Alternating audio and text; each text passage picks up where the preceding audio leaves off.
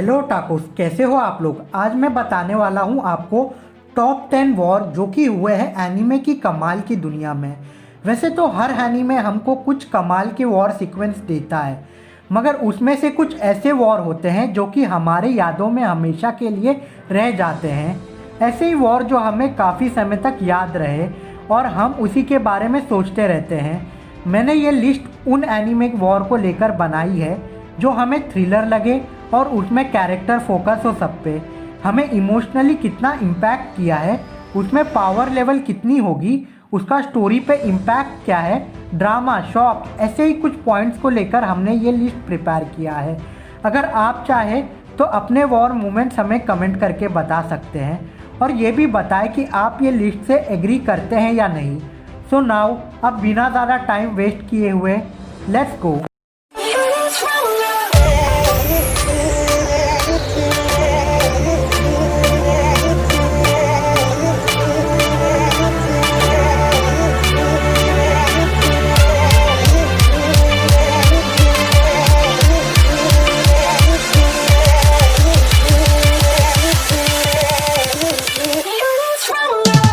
तो नंबर 10 पे है द रेबेलियन। ये वॉर आपको कोड गियास एनीमे में देखने को मिलेगा।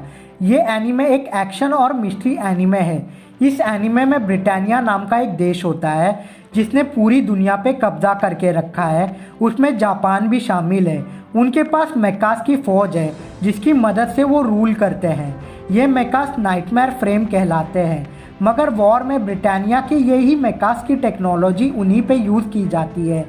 ये वॉर को लीड किया जाता है ब्रिटानिया के अपने प्रिंस लेलूच के द्वारा, जो कि अपने ही देश और अपने राजा से बहुत ज़्यादा नफरत करता है। लेलूच ने कसम खाई होती है कि वो इस देश को किसी भी कीमत पे हासिल कर लेगा। वो अपने गियास की मदद से किसी को भी कंट्रोल कर सकता है। इसी पावर को यूज़ करते हुए वो वॉर चालू कर देता है, जिसकी मदद से वो ब्रिटानिया और जापान रेजिस्टेंट फाइटर के बीच में युद्ध कर देता है और उसमें पूरी दुनिया शामिल हो जाती है, जो कि लास्ट में कमाल का टर्न लेता है जिसमें व्यूअर्स का इंटरेस्ट हमेशा बना रहता है। ये और टॉप पे हो सकता था, मगर इसमें थोड़ा एक्शन कम है और इंटेलिजेंस ज़्यादा है।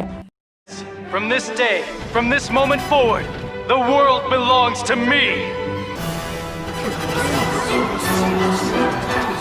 Lelouch V. Britannia commands you.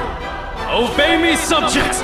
Obey me, world! तो अब आते हैं नंबर 9 पे, जो कि है द जॉय वॉर। ये आपको गिंतामा सीरीज में देखने को मिलेगी।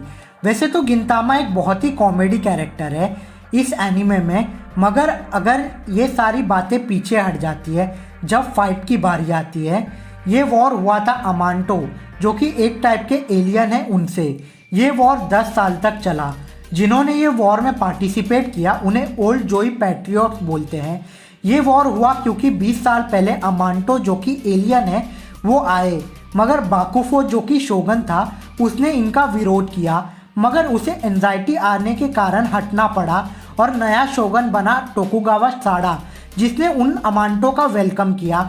मगर कुछ सामुराई ने इन बातों का विरोध किया और वॉर स्टार्ट हो गई, जिसे कहते हैं the Joy war. Now number 8, यह है 1 ईयर वॉर, जो कि मोबाइल सूट गंडम एनीमे में होता है। ये वॉर बहुत ही बड़े स्केल पे लड़ा गया था, जिसमें बहुत ज़्यादा नुकसान और तबाही हुई थी। ये वॉर में मिलिट्री को बहुत ज़्यादा नुकसान हुआ था, सिविलियंस मारे गए थे और सब कुछ तबाह हो गया था, वो भी बहुत ज़्यादा लार्ज स्केल पे। ये वॉर तब हुआ जब जियोन ने एक सरप्राइज अटैक कर दिया अर्थ फेडरेशन के ऊपर। इसमें पहले ही मंथ में एक खतरनाक वॉर लड़ा गया था, जिसमें ऐसे हथियार यूज़ किए गए थे जिसकी तबाही बहुत बड़ी थी। वेपनाइज्ड गैस टैंक और न्यूक्लियर बॉम्ब्स यूज़ किए गए थे इस वॉर में, और यही बात इसे और ख़ास बनाती है। हमें ये 1 ईयर वॉर सच में हो सकता है ऐसी फीलिंग देता है। ये वॉर ऑडियंस को अपने साथ जोड़े रहता है। अब बारी है नंबर 7 की, जो कि है एरोंकार वॉर। ये वॉर आपको ब्लीच सीरीज में देखने को मिलेगा। एरोंकार वॉर वो है जिसमें आप पहली बार देखते हैं शिनिगामी सोल सोसाइटी को कंप्लीट फाइट करते हुए अगेंस्ट एरोंकार, जो कि होते हैं हॉलोस, जिन्होंने अपना मास्क निकाल दिया है ताकि वो शिनिगामी जैसे पावर हासिल कर सके। ये वॉर स्टार्ट होता है ताकि वो इचिगो कुरोसाकी का पावर हासिल कर सके, मगर इसे एक खतरनाक युद्ध में बदलने में देर नहीं लगी। ये वॉर होती है सोल सोसाइटी के सबसे ताकतवर शिनिगामी और ताकतवर एरोंकार के बीच। उनके साथ होता है एस्पोडस, जो कि फॉर्मर कैप्टन साजुके आइजन लीड करते हैं। इचिगो कुरोसाकी का कैरेक्टर इसमें काफ़ी ज़्यादा डेवलप करता है। तो बात करते हैं नंबर 6 की, जो कि है द ग्रेट वॉर। ये आपको no game no life anime series में दिखेगा। द ग्रेट वॉर 20,000 साल तक चला था।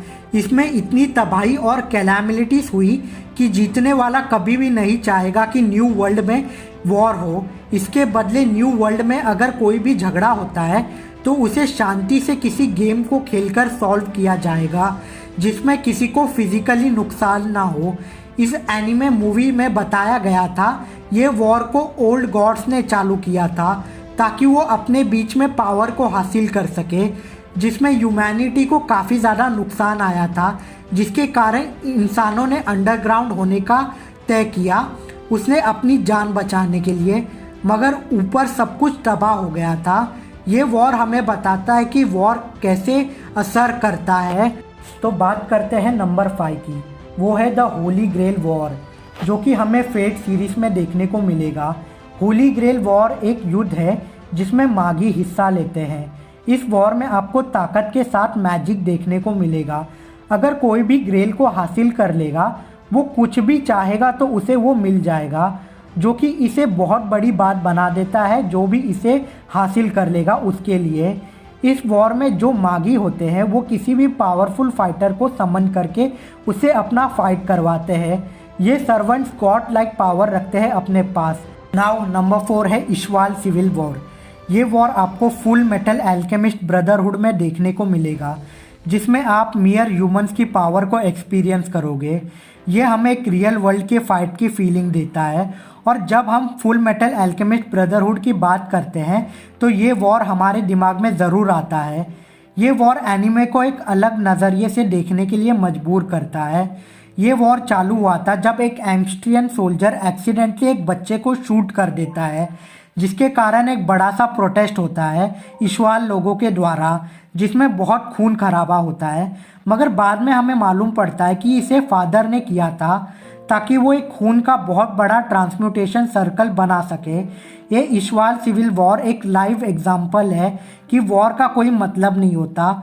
वॉर के इस पागलपन और ख़तरनाक मगर सबसे ज़्यादा दुखी करने की कोई ज़रूरत ही नहीं है। नाउ नंबर 3 पे है फोर्थ ग्रेट निंजा वॉर। ये आपको नारुतो शिपुडेन में देखने को मिलेगा।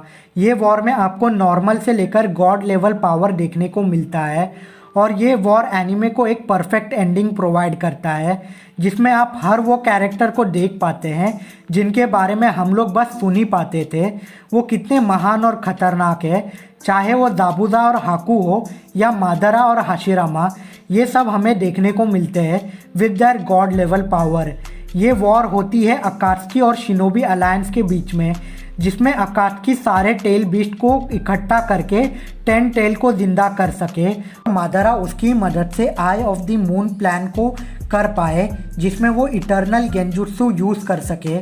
मगर एंड में सर्टन चेंज ऑफ इवेंट्स होते हैं जिससे देखने में आपको काफ़ी ज़्यादा मज़ा आएगा। अब आते हैं नंबर 2 पे, जो कि पर्सनली मेरा फेवरेट है, reclaim the wall Maria war. ये वॉर है कि क्या ह्यूमैनिटी कभी भी दुनिया की सच्चाई जान सकती है, और क्या वो इन टाइटन को हराकर वॉल मारिया वापस हासिल कर सकते हैं।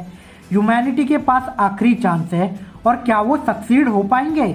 ये क्वेश्चन आते हैं जब भी हम इस वॉर के बारे में सोचते हैं।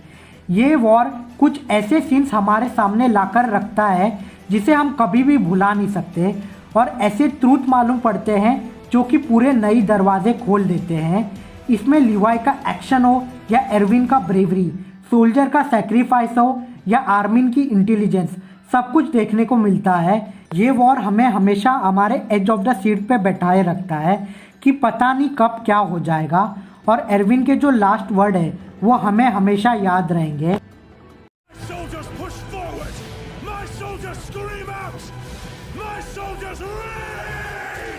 तो फाइनली अब आते हैं नंबर 1 पे, जो कि है मरीन फूड वॉर। यह आपको वन पीस में देखने को मिलेगा। ये वॉर में आपको ऐसे फाइट सीन देखने को मिलेंगे जिसे भुलाना पॉसिबल नहीं है। ऐसे लेवल के पावर है जो कि अनएक्सपेक्टेड था। ऐसे इमोशनल सीन्स है जो कि हमें रुला देंगे। ये वॉर होता है मरीन फूड नाम के एक बेस पे, जहाँ पर वाइट बियर्ड पायरेट्स और मरीन आपस में लड़ते हैं। वाइट बियर्ड लड़ते हैं ताकि वो एस को बचा सके उसकी एग्जीक्यूशन से। यहाँ पर एस का भाई लूफी उसे बचाने आता है कुछ साथियों के साथ, जिसमें से कुछ विलन होते हैं जिसे उसने पहले हराया होता है। ये वॉर का डर इतना ज़्यादा होता है कि सारी दुनिया उस दिन बंद रहती है। वाइट बियर्ड को वर्ल्ड स्ट्रॉन्गेस्ट मैन कहा जाता है और उसके क्रूमेट्स भी बहुत ज़्यादा पावरफुल है। उनके अगेंस्ट मरीन के पावरफुल एडमिरल्स और वॉरलॉर्ड होते हैं। इसमें फाइनल इवेंट्स ऐसे बदलते हैं जिसे कभी सोचा नहीं था और ये वॉर का ट्रैजिक एंड एक न्यू स्टार्ट होता है, एक न्यू वर्ल्ड का, एक न्यू एज का। ये वॉर हमको बताता है कि अभी आने वाले टाइम में हमें वन पीस से और क्या उम्मीदें रखनी चाहिए। ऐसे फाइट्स देखने को मिलेंगे जो कभी सोचा नहीं था। सो गाइस, अब आप बताएं कि आप ये लिस्ट से एग्री करते हैं या नहीं। आप अपने फेवरेट वॉर मोमेंट्स कौन से हैं ये हमें कमेंट करके बताओ। मगर गाइस, मैं बस लास्ट में यही बोलूँगा कि हमें वॉर को गेम्स और एनिमे में देखना अच्छा लगता है, मगर रियलिटी में ये बहुत ही खतरनाक और दर्दनाक होता है। वॉर से किसी का भी भला नहीं होता। So always peace. अगर आपको ये वीडियो पसंद आया तो लाइक करो, हमारे चैनल को सब्सक्राइब करो, मगर उससे ज़्यादा ये वीडियो को शेयर करो। तब तक के लिए थैंक यू, सायोनारा।